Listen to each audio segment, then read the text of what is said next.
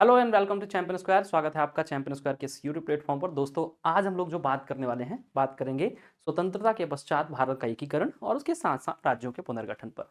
आप सबको पता है कि सिलेबस में ये पॉइंट लिखा हुआ है और Madhya Pradesh public service commission हमेशा से सिलेबस के पॉइंट से ही डायरेक्ट क्वेश्चन उठाता है और वहाँ से क्वेश्चन आपसे पूछ लेता है।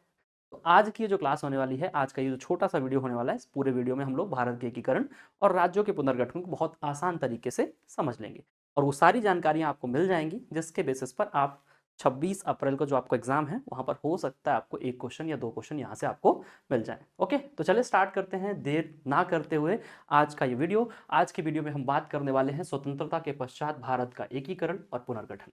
आप सब लोग पेन कॉपी लेके बैठ जाएंगे। बहुत छोटा सा वीडियो है जिसमें आप पूरी तरीके से पूरी इन्फॉर्मेशन आप अपने पास रखेंगे और उसके बाद इससे रिलेटेड पीवाईक्यूज जो आए हुए हैं उनको चेक कर लेंगे और जो भी एमसीक्यूज हैं उनको भी आप चेक कर सकते हैं। इसके बेसिस पर आपकी प्रिपरेशन इस टॉपिक पर लगभग पूरी हो जाएगी। ओके, तो देखिए स्वतंत्रता के पश्चात भारत का एकीकरण, तो देखिए देशी रियासतों का एकीकरण हुआ, unification of princely states. Then राज्यों का पुनर्गठन यानी रीऑर्गेनाइजेशन ऑफ द स्टेट। तो पहले हम लोग बात करेंगे देशी रियासतों के एकीकरण पर। देखिए देशी रियासतों के एकीकरण की यदि हम बात करें तो टोटल जो रियासतें थी ओवरऑल कई जगह पर अलग अलग नंबर्स आपको देखने को मिलते हैं, लेकिन ये नंबर्स आप ध्यान रखिएगा, टोटल 562 आपकी प्रिंसली स्टेट थी। ठीक है, at a time of independence of India, Bharat की जो इंडिपेंडेंसी थी उसके टाइम पर आपको टोटल कितने देखने को मिल रहे थे? 562। और अभी कितने? 562 में से 559 जो है वो भारत के साथ मर्ज करने के लिए रेडी हो जाते हैं। ठीक है, 559 out of 562 are ready to merge with India. But तीन ऐसे हैं जो प्रॉब्लम कर रहे थे भाई। वो तीन कौन से हैं? जूनागढ़, ठीक है, जो काठियावाड़ जो आपका क्षेत्र है वहां पे आ रहा था वो रियासत, पाकिस्तान का बॉर्डर, और उसके साथ साथ कराची का जो पुरानी जो कैपिटल थी पाकिस्तान की उसके आसपास के क्षेत्र से लगता हुआ। ठीक है, उसके अलावा हैदराबाद, ठीक है, और नीचे हैदराबाद और ऊपर कश्मीर। ठीक है, ये तीन देसी रियासतें ऐसी थी जो भारत के साथ मिलने के लिए रेडी नहीं थी, लेकिन बाद में धीरे धीरे करके इनको भी भारत के साथ मर्ज करा लिया गया। वो स्टोरी जाननी है कि आखिर कैसे मर्ज कराया गया, तो पहले के हम देखेंगे किसके बारे में? जूनागढ़ रियासत के बारे में। अब ये जो जूनागढ़ रियासत है इसमें आप देखोगे कि जो नवाब है वो मुस्लिम है और यहाँ की जो पब्लिक है वो मैक्सिमम पॉपुलेशन अप्रॉक्सीमेटली 82% पॉपुलेशन यहाँ की किसकी है? हिंदू है। ठीक है, यहाँ के जो नवाब है उनका नाम है महाबत खान। ठीक, Mahabat Khan are not ready to merge with India, Bharat के साथ मर्ज करने के लिए तैयार नहीं है। महाबत खान तैयार नहीं है, लेकिन वहां की प्रजा जो है, वहां की जनता जो है वो भी पाकिस्तान के साथ नहीं जाना चाह रही। ठीक, लेकिन वहां पर एक सॉल्यूशन निकाला गया कि भाई एक काम करते हैं, ठीक है, जनमत संग्रह करा लेते हैं। ठीक है, तो प्लेबिसाइट हो सकता है ना, और जनमत संग्रह के बेसिस पर यहाँ पर निर्णय हुआ और फरवरी 1948 में क्या किया गया? जूनागढ़ को भारत के संघ में मिला लिया गया। आपसे क्वेश्चन पूछा जाएगा जूनागढ़ को भारतीय संघ में कब मिलाया गया? आप बताओगे फरवरी 1948। कैसे मिलाया गया? बाय जनमत संग्रह। ठीक है, नेक्स्ट है आपका हैदराबाद। हैदराबाद में जो नवाब है वो निजाम, निजाम का नाम है उस्मान अली। अब Usman Ali are not ready, Usman Ali भी जो है वो रेडी नहीं है। ठीक है, वो भी आपका रेडी नहीं है कि हम कहाँ जाएं? भारत के साथ मर्ज हो। उन्होंने क्या कर लिया? उन्होंने एक एग्रीमेंट कर लिया, stand still agreement for 1 year. वो कहते हैं कि एक एग्रीमेंट कर लेते हैं, 1 साल तक ऐसे ही रहने दो, हम सोच लेते हैं। ठीक है, 1 साल हो गया। जब 1 साल हो गया उन्होंने फिर से कुछ आनाकानी करी, तो वहां पर क्या किया? वहां पर चलाया गया एक पुलिस एक्शन। ठीक है, पुलिस एक्शन जो है वो स्टार्ट हुआ कब? 13 सितंबर 1948, और 3 दिन के अंदर ही वहां का जो कमांडर था उसने क्या किया? सरेंडर कर दिया 16 सितंबर 1948 को, और फाइनली नवंबर 1948 में इसको भारतीय संघ में मिला लिया गया। क्वेश्चन क्या होगा? क्वेश्चन पूछा जाएगा किसके माध्यम से मिलाया गया? By the police action. और इस पुलिस एक्शन का नाम यदि आपसे पूछा जाए तो इस पुलिस एक्शन का नाम था ऑपरेशन पोलो। ओके, क्या बताओगे? ऑपरेशन पोलो। ओके, ये भी क्लियर हो गया कि किस ऑपरेशन के बेसिस पर मिलाया गया था? ऑपरेशन पोलो के बेसिस पर। ओके, कब मिलाया गया? नवंबर 1948 में। अब तीसरी एक महत्वपूर्ण रियासत है जम्मू एंड कश्मीर। ठीक है, जम्मू एंड कश्मीर की यदि हम बात करते हैं तो कश्मीर जो है वहां पर डोगरा राजपूत राजा हरि सिंह का शासन है। ठीक है, किसका शासन है? डोगरा राजा, राजपूत राजा हरि सिंह का। ओके, और वहां पर वो क्या चाहते थे? वो चाहते थे, वो एक इंडिपेंडेंट एग्जिस्टेंस चाहते थे। किसका? कमीज कश्मीर का। ना तो भारत के साथ जाना चाह रहे थे, ना तो पाकिस्तान के साथ। ओके, अब यहां पे क्या हुआ? 22 अक्टूबर 1947 को वहां पर पाकिस्तान ने अटैक कर दिया। ठीक है, कबीले के रूप में जो सेना थी वहां की, पाकिस्तानी अटैक हो गया।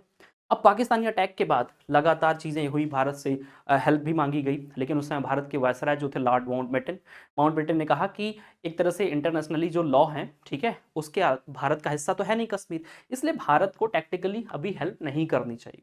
ठीक है, अब जब हेल्प नहीं मिली तो वहां के जो राजा है, राजा हरि सिंह, वो रेडी हो गए कि हम क्या करेंगे, भारत के साथ मर्ज कर जाएंगे। और भारत के साथ मर्ज कर गए कब, वो 26 अक्टूबर 1947 को विलय पत्र पर हस्ताक्षर, ठीक है, यानी कि जो इंस्ट्रूमेंट ऑफ एक्सेशन है उस पर उन्होंने साइन कर दी। ठीक है, and by the signature in the instrument of accession Bharat को मर्ज कर दिया। दैट मींस भारत के नाम पर कश्मीर की रजिस्ट्री करा दी गई कि भाई अब ये आपका है, आप देखो। ठीक है, अब जैसे वो हमारा हिस्सा हो गया तो अब हमारी आर्मी वहां पर जा सकती है, क्योंकि वो अब हमारा हिस्सा, हमारी टेरिटरी, तो अब उसकी सिक्योरिटी, उसका जो भी रक्षा है वो हमारा दायित्व बन जाता है। Now it's our responsibility. ठीक है, रिस्पॉन्सिबिलिटी किसकी, इंडियन आर्मी की। ठीक है, अब यहां पर आगे कुछ जम्मू एंड कश्मीर के बारे में फैक्ट है जहां से क्वेश्चन पूछे जा सकते हैं। पहली चीज, 1951 में जम्मू एंड कश्मीर के लिए एक अलग से संविधान सभा बनाई गई, कॉन्स्टिट्यूएंट असेंबली। क्यों? क्योंकि जब जम्मू एंड कश्मीर ने भारत के साथ मर्ज किया, इंस्ट्रूमेंट ऑफ एक्सेशन पर साइन किए, तो कुछ शर्तें थी। ठीक है, उनमें से यह था कि भारत में जम्मू एंड कश्मीर एक स्पेशल स्टेटस वाला स्टेट होगा, उसके लिए एक अलग से कॉन्स्टिट्यूएंट असेंबली बनाई गई। ठीक है, उनकी बैठकें स्टार्ट हो गई। 1954 में जम्मू एंड कश्मीर की कॉन्स्टिट्यूएंट असेंबली में संविधान सभा द्वारा भारत में कश्मीर के विलय की पुष्टि की गई, मतलब एक तरह से अप्रूव कर दिया गया by the constituent assembly of Jammu and Kashmir. ठीक है, किस चीज को प्रूव किया गया, अप्रूव किया गया, इंस्ट्रूमेंट ऑफ एक्सेशन में जो साइन करके भारत के साथ मर्ज किया गया था। ओके, तीसरी चीज आती है 17 नवंबर 1957 को जम्मू एंड कश्मीर का प्रथम संविधान अंगीकार किया गया। ठीक है, पृथक, ठीक है, अलग, प्रथम नहीं कहेंगे, पृथक कहेंगे, यानी कि अलग। ठीक है, मतलब जम्मू एंड कश्मीर का क्या हो गया, एक अलग संविधान ही बन गया। कब? 17 नवंबर 1957 को। और फाइनली 26 नवंबर 1957 को जम्मू एंड कश्मीर को जो एक अलग संविधान बना था उसको इंप्लीमेंट भी कर दिया गया। ठीक है, हालांकि 5 अगस्त 2019 उस दिन क्या हुआ, उस दिन हमने ये जम्मू एंड कश्मीर का जो स्पेशल स्टेटस था अंडर आर्टिकल 370 उसको क्या कर दिया, रिवोक कर दिया। और उसके बाद से 31 अक्टूबर 2019 को जम्मू एंड कश्मीर का पुनर्गठन करके उसको बाइफरकेट कर दिया, Jammu and Kashmir union territory and Ladakh union territory, Jammu and Kashmir with legislative assembly and Ladakh without legislative assembly. Okay, यहाँ की चीजों के बाद आगे हम चलते हैं किसकी तरफ। अब यहाँ पे देशी रियासतों का एकीकरण तो हो गया, पूरा भारत बन गया। अब भारत के बनने की बाद की कहानी आती है क्या, राज्यों के पुनर्गठन पर। अब राज्यों का जो पुनर्गठन होता है, ठीक है, राज्यों का जो पुनर्गठन होता है, इस रीऑर्गेनाइजेशन में बहुत सारी चीजें आती हैं। ठीक है, 1970 हो 1917 और 1920, यहां पर दो बार कांग्रेस ने बात करी थी कि जब भी चीजें होंगी तो हम लिंग्विस्टिक बेसिस चीजों को या एडमिनिस्ट्रेटिव यूनिट्स बनाएंगे, यानी जो राज्यों का गठन होगा, एडमिनिस्ट्रेटिव यूनिट्स बनाई जाएंगी, वो राज्यों के भाषा के आधार पर बनाई जाएंगी। लेकिन अब यहां पर डिमांड हो रही आफ्टर इंडिपेंडेंस, सबसे पहली बार 1948 में क्या बनाया गया, लिंग्विस्टिक प्रोविंशियल कमीशन, यानी भाषाई प्रांतीय आयोग बनाया गया। कब बनाया गया, 1948 में। क्या बनाया गया, लिंग्विस्टिक प्रोविंशियल कमीशन। अब इस भाषाई प्रांतीय आयोग ने, जिसको एस के धर कमीशन भी कहा जाता है, कि उसके इसके चेयरमैन जो थे वो कौन थे, एस के धर थे। अब एस के धर कमीशन के रिकमेंडेशन आई, और एस के धर कमीशन के रिकमेंडेशन में सीधे सीधे कहा गया, we are not ready to reorganise the state on the basis of language. ठीक है, या हम राज्यों को बनाने के लिए अभी हम तैयार नहीं हैं, किस आधार पर, भाषा के आधार पर। हम भाषा के आधार पर राज्य नहीं बनाएंगे, किसी भी कीमत पर नहीं बनाएंगे। ठीक है, अब उन्होंने मना कर दिया। ठीक है, गठन कब किया गया था, जून 1948 में, रिपोर्ट कब आई, दिसंबर 1948 में, और भाषाई आधार पर राज्यों के गठन को अस्वीकार कर दिया गया। पूछा जाएगा, पहला कमीशन लिंग्विस्टिक प्रोविंशियल कमीशन, जून आपका 1948, कमीशन का चेयरमैन कौन था, एस के धर। ठीक है, क्या कर दिया, मना कर दिया। अगला जो रिपोर्ट आता है या अगला जो कमीशन आता है उसको हम कहते हैं क्या, उसको हम कहते हैं आपका, यहां पे आप देखोगे, उसको हम कहते हैं आपका जेबीपी समिति। ठीक है, क्या नाम है, जेबीपी समिति। अब जेबीपी समिति में कितने लोग हैं, 3 लोग। जे से जवाहरलाल नेहरू, वी से वल्लभ भाई पटेल, पी से पट्टाभी सीतारामैया। ठीक है, Jawaharlal Nehru was the first prime minister of India, Sardar Vallabh bhai Patel was the first home minister of India, and Pattabhi Sitaramayya was the first governor of Madhya Pradesh state. Okay, अब ये जो जेबीपी समिति कॉन्स्टिट्यूट हुई, ये होती है दिसंबर 1948 में। ठीक है, दिसंबर 1948 में कॉन्स्टिट्यूट कर दिया जाता है जेबीपी कमेटी। अब जिस कमेटी में खुद प्राइम मिनिस्टर है, खुद होम मिनिस्टर है, उस कमेटी को यदि भाषा के आधार पर राज्यों को गठन करना ही होगा तो फिर तो रिकमेंडेशन दे ही देंगे, लेकिन उनको उस समय नहीं करना था, क्योंकि जवाहरलाल नेहरू का मानना यह था कि जो भारत जो है सिर्फ आजाद नहीं हुआ है, भारत आजाद होने के साथ साथ भारत का विभाजन भी हुआ था, भारत का पार्टीशन भी हुआ था। एक डर था कि यदि धर्म के आधार पर बढ़ सकते हैं तो क्या पता भाषा के आधार पर भी बढ़ जाए, इसलिए उन्होंने कहा कि भाषा के आधार पर राज्य नहीं बनाएंगे। ठीक है, और इस कमेटी ने, जेबीपी कमेटी भी क्या करती है, भाषा के आधार पर राज्यों का गठन अस्वीकार कर दी थी, not accepted, deny, totally deny, कि हम भाषा के आधार पर राज्य नहीं बनाएंगे। अगली बात होती है, जब ये चीजें हुई उसके तुरंत बाद आप देखोगे कि उस समय एक राज्य है, ठीक है, साउथ में मद्रास। ठीक, अब मद्रास में 10 जिले हैं जो क्या बोलते हैं, तेलुगु बोलते हैं। क्या बोलने वाले लोग हैं वो, ठीक है, जो बोलते हैं क्या, तेलुगु। अब ये जो तेलुगु भाषी लोग हैं ये कहते हैं कि भाई देखो हमारे 10 जिले हैं, इनको एक साथ यूनाइट करके हमारे लिए एक नया स्टेट बना दो। ठीक है, on the basis of language. और इसको लेकर वहां पर बहुत सारे क्या होते हैं, इसको लेकर वहां पर बहुत सारे एक तरह से आंदोलन हो रहे हैं, मूवमेंट चल रहा है। ठीक है, अब इस बात को लेकर यहां पर एक कांग्रेसी लीडर है, ठीक है, जिनका नाम क्या है, रामुल्लू। ठीक है, ये कांग्रेस लीडर है। अब ये कांग्रेस लीडर इस मूवमेंट को लीड कर रहे हैं और इन्होंने एक तरह से आमरण अनशन शुरू कर दिया। ठीक है, और आमरण अनशन में लगातार 58 डेज तक रहे। 58वें दिन इनकी क्या हो गई, मृत्यु हो गई। और जब मृत्यु हो गई तो इनके जो सपोर्टर थे उन्होंने अराजकता फैला दी, वो थोड़ा सा क्या हो गया, वायलेंट हो गए। ठीक है, हिंसक हो गए, हिंसा करने लगे। और हिंसा जब हुई तो अब भारत सरकार, यह क्या है कि भारत सरकार ने तो पहले सुना ही नहीं था, करते रहो जो करना है, हम आपके आमरण अनशन से डरते नहीं, ऐसी वाली कहानी थी। लेकिन अब क्या है, वायलेंट हो गई चीजें, वायलेंस होने लगा। तो वायलेंस को रोकने के लिए पब्लिक प्रॉपर्टी को डैमेज करने लगे। तो भारतीय प्रधानमंत्री ने कहा कि इस डैमेज को कंट्रोल कैसे किया जाए। ठीक है, तो डैमेज कंट्रोल के तहत आंध्र प्रदेश को उन्होंने, यही जो 10 जिले मांग कर रहे थे, डिमांड कर रहे थे, उन्होंने क्या किया कि चलो ठीक है बना देता है। और आंध्र प्रदेश को 1 अक्टूबर 1953 को हमने क्या बना दिया, भाषा के आधार पर पहला राज्य बना दिया। ठीक है, पूछा जाएगा भाषा के आधार पर गठित किया गया पहला राज्य कौन सा था, आंध्र प्रदेश। कब गठित किया गया, 1 अक्टूबर 1953। यहां से लगातार क्वेश्चन पूछे गए, कई क्वेश्चन पूछे गए। ओके, अगले क्वेश्चन पर आते हैं। तो भाषा के आधार पर पहला गठित जो राज्य है वो कौन सा है, आंध्र प्रदेश। अगली चीज यदि हम यहां पर देखते हैं तो अब अक्टूबर 1958 में, 1953 में यहां पर क्या हुआ, एक राज्य को आपने बना दिया, गलती हो गई। यदि आपको नहीं बनाना था तो फिर किसी को नहीं बनाना था, और यदि आपने बनाया तो फिर आपको बाकी लोगों को भी वो प्रिविलेज देना पड़ेगा। यही चीज को देखते हुए बाकी स्टेट में भी हंगामा शुरू हो गया। ठीक है, बाकी स्टेट ने भी अपनी मांगे स्टार्ट कर दी कि हमको भी भाषा के आधार पर, हमको भी भाषा के आधार पर, हमको भी भाषा के आधार पर बनाओ। इस डिमांड को देखते हुए दिसंबर 1953 में, 1953 में, ठीक है, दिसंबर 1953 में राज्य पुनर्गठन आयोग बनाया गया। पूछा जाएगा कब बनाया गया था, तो आप सीधा लिखोगे दिसंबर 1953। अब दिसंबर 1953 में क्या बनाया गया, राज्य पुनर्गठन आयोग। इनके अध्यक्ष थे कौन, इनके अध्यक्ष थे फजल अली। और फजल अली की अध्यक्षता के कारण ही इसको क्या कहा जाता है, फजल अली आयोग कहा जाता है। इसके 3 मेंबर थे, फजल अली, के M Panikkar, H N Kunzru. ठीक है, अब इन्होंने रिपोर्ट कब दी, 1955 में। 1955 में रिपोर्ट दी और रिपोर्ट ने कहा कि ठीक है, भाषा के आधार पर राज्य बना देता है। ठीक है, finally state reorganisation commission accept, ठीक है, क्या एक्सेप्ट कर लिया कि लैंग्वेज जो है वो स्टेट के फॉर्मेशन का बेसिस हो सकता है। भाषा के आधार पर राज्यों के गठन को स्वीकृति दे दी और उन्होंने बता भी दिया कि कितने राज्य बनाओगे, 16 राज्य बनाओगे और उसके साथ साथ 3 केंद्र शासित प्रदेश आप बना सकते हो। कितने, 16 राज्य और 3 केंद्र शासित प्रदेश आप बना सकते हो। ठीक है, उसके बाद इसी आपके रिपोर्ट को आधार बनाकर हमने क्या किया, राज्य पुनर्गठन आयोग की सिफारिशों को आधार बनाकर राज्य पुनर्गठन अधिनियम 1956 पारित किया। और इसी को हम कहते हैं 7वां संविधान संशोधन अधिनियम 1956, 7th कॉन्स्टिट्यूशनल अमेंडमेंट एक्ट 1956। और इसके बेसिस पर हमने कितने राज्य बनाए, 14 राज्य और 6 केंद्र शासित प्रदेशों का गठन किया, 14 स्टेट एंड 6 यूनियन टेरिटरी। ठीक है, किसके बेसिस पर, राज्य पुनर्गठन आयोग, राज्य पुनर्गठन अधिनियम, ठीक है, 1956। और आयोग ने कितना कहा था, 16 राज्य और 3 केंद्र शासित प्रदेश। मतलब पूरी चीजें हमने उन्हीं की कॉपी नहीं करी, उसी रिकमेंडेशन को पूरी तरीके से नहीं माना। ठीक है, अब वो जो 14 स्टेट थे वो कौन से थे, वो यहां पर आपको देखना है। 14 स्टेट में ये आपके लिखे हुए हैं, असम, आंध्र प्रदेश, बिहार, पश्चिम बंगाल, जम्मू कश्मीर, उत्तर प्रदेश, मध्य प्रदेश, पंजाब, मद्रास, मैसूर, उड़ीसा, राजस्थान, बंबई और केरल।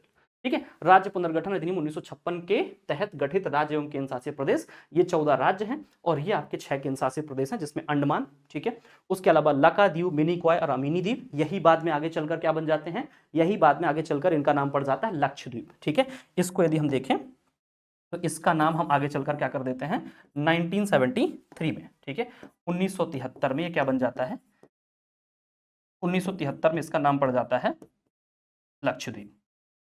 ठीक है, अब आगे चलते हैं। दिल्ली, मणिपुर, त्रिपुरा, हिमाचल प्रदेश, इसमें से मणिपुर, त्रिपुरा, हिमाचल प्रदेश आगे चल के स्टेट बन जाएंगे। कब बनेंगे वो आगे कहानी आपको पता चलेगी। अब आते हैं सीधे सीधे 1956 में कहानी आपकी क्या थी, 14 राज्य और उसके साथ साथ 6 केंद्र शासित प्रदेश। अब आते हैं 1960 में। 1956 में जो बंबई बना था, बंबई में अभी भी दो भाषा को बोलने वाले लोग थे, मराठी बोलने वाले, गुजराती बोलने वाले। दोनों को अलग किया, मराठी के लिए महाराष्ट्र बना दिया, गुजराती के लिए गुजरात बना दिया, और Gujarat became the 15th state of Indian union. Gujarat बन गया 15वां राज्य। अब आप कहोगे सर महाराष्ट्र क्यों नहीं, क्योंकि महाराष्ट्र बंबई का हिस्सा था, ठीक है, गुजरात भी बंबई का हिस्सा था, तो नया कौन सा बन रहा है, गुजरात, इसलिए गुजरात को काउंट कर रहे हैं। Gujarat became 15th state of Indian union. Okay, आगे चलते हैं 1961 की कहानी। 61 में हम दादरा नगर हवेली, ठीक है, किसकी बात कर रहे हैं, दादरा नगर हवेली। दादरा नगर हवेली को 10th कॉन्स्टिट्यूशनल अमेंडमेंट से 1961 में हम क्या बना देते हैं, यूनियन टेरिटरी। और इसको एमपीपीएससी मेंस में पूछा जा चुका है, ठीक है, एमपीपीएससी मेंस एग्जामिनेशन में इसको पूछा जा चुका है।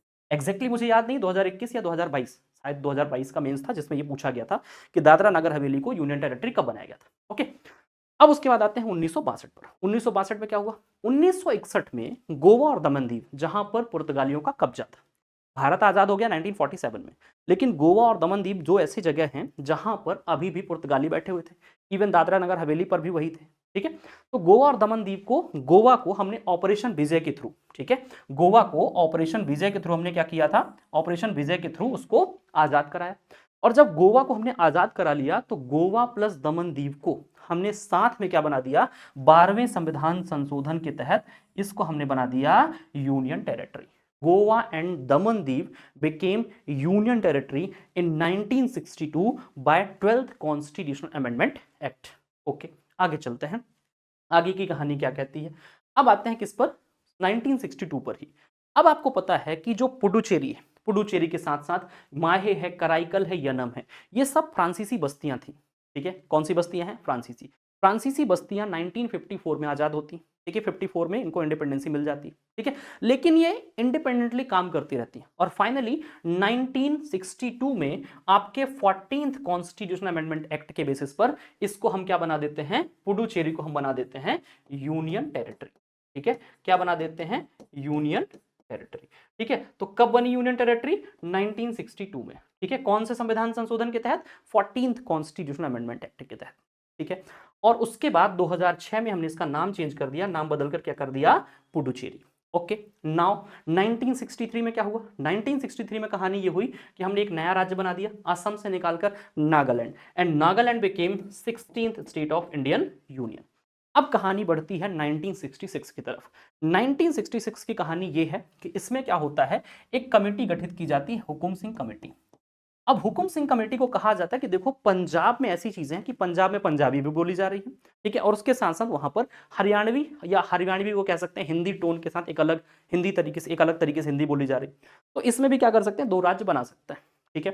तो हुकुम सिंह कमेटी ने कह दिया कि हाँ ठीक है बना सकते हैं। अब हुकुम सिंह कमेटी के बाद किस तरीके से डिवाइड किया जाए, ठीक है, किस तरीके से क्या होगा, हमारी बाउंड्री क्या होगी पंजाब और हरियाणा के बीच, उसके लिए हमने क्या बनाया, शाह कमीशन बनाया। और शाह कमीशन के द्वारा पंजाब में 2 चीजें हो गई, पंजाब और हरियाणा, और दोनों की ज्वाइंट जो कैपिटल थी, दोनों की, पंजाब और हरियाणा की, इन दोनों की कैपिटल क्या हुई, कैपिटल हुई आपकी चंडीगढ़।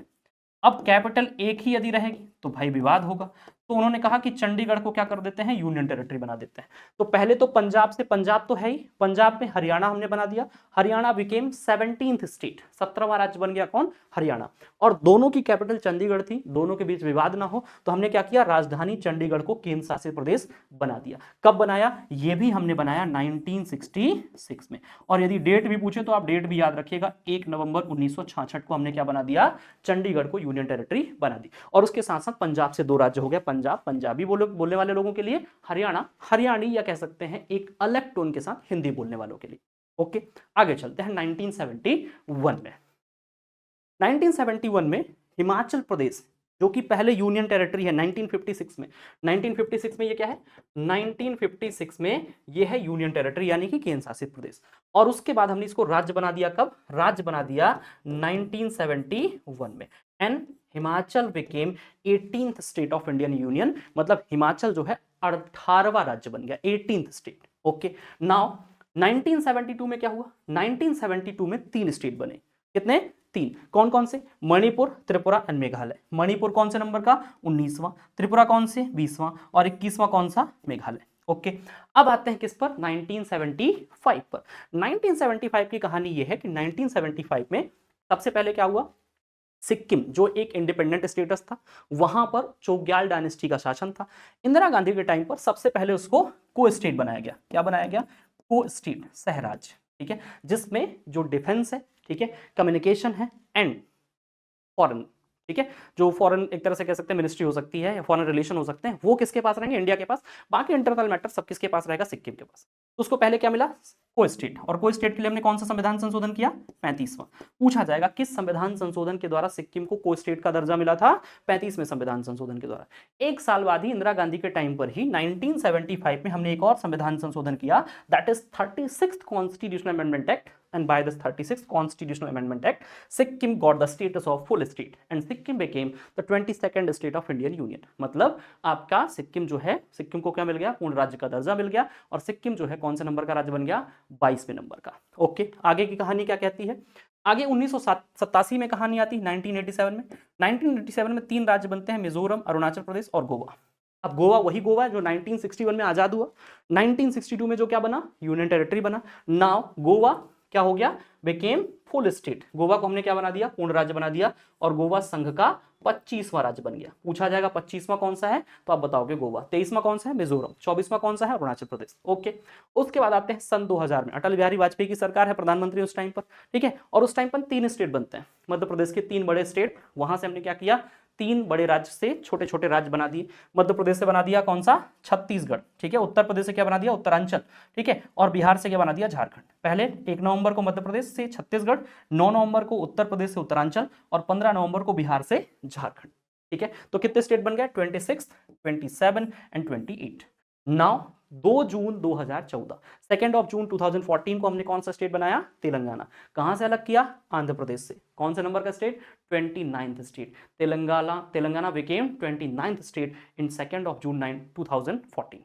अब 2014 तक की कहानी हो चुकी, मोदी जी आ चुके हैं। ठीक है, अब कहानी आगे बढ़ेगी कब? 5 अगस्त 2019 को। हालांकि पहले टेन्योर में कुछ नहीं हुआ, 2014 से 19 तक का पहला टेन्योर था। जब दूसरे टेन्योर पर आई सरकार, तो दूसरा टेन्योर पे आने के बाद 5 अगस्त 2019 को एक क्या किया गया? जम्मू एंड कश्मीर पुनर्गठन अधिनियम लाया गया। और उसके तहत भारत के कश्मीर राज्य को जो एक विशेष दर्जा दिया गया था आर्टिकल 370 के तहत, उसको खत्म किया गया। ठीक है, और उसके साथ साथ जम्मू एंड कश्मीर का बाइफर्केशन कर दिया गया, उसको 2 भागों में बांट दिया गया। जिसको कब से लागू किया गया? लागू किया गया 31 अक्टूबर 2019 से। क्यों? क्योंकि इस दिन क्या होता है? इस दिन होता है सरदार पटेल जी का जन्मदिन। ठीक है, सरदार पटेल जी का हम बर्थडे मनाते हैं। ठीक है, सरदार पटेल का क्या मनाते हैं? बर्थडे मनाते हैं। कब? सरदार पटेल का बर्थडे मनाते हैं आपका 31 अक्टूबर को। और उसी दिन हमने इसको लागू कर दिया। क्यों? क्योंकि सरदार पटेल ने ही यूनिफिकेशन स्टार्ट किया था और भारत की सरकार, वर्तमान सरकार मानती थी कि भारत का वास्तविक रूप में रियल यूनिफिकेशन कंप्लीट होता है 31 अक्टूबर 2019 को, जम्मू एंड कश्मीर को 370 के हटाने के बाद से। इसलिए उन्होंने उन्हीं के जन्मदिन पर इंप्लीमेंट करते उनको एक तरह से डेडिकेट कर दिया। तो जम्मू एंड कश्मीर केंद्र शासित प्रदेश बन गया, जो पहले स्टेट था 1956 में ही जिसको हमने बनाया था।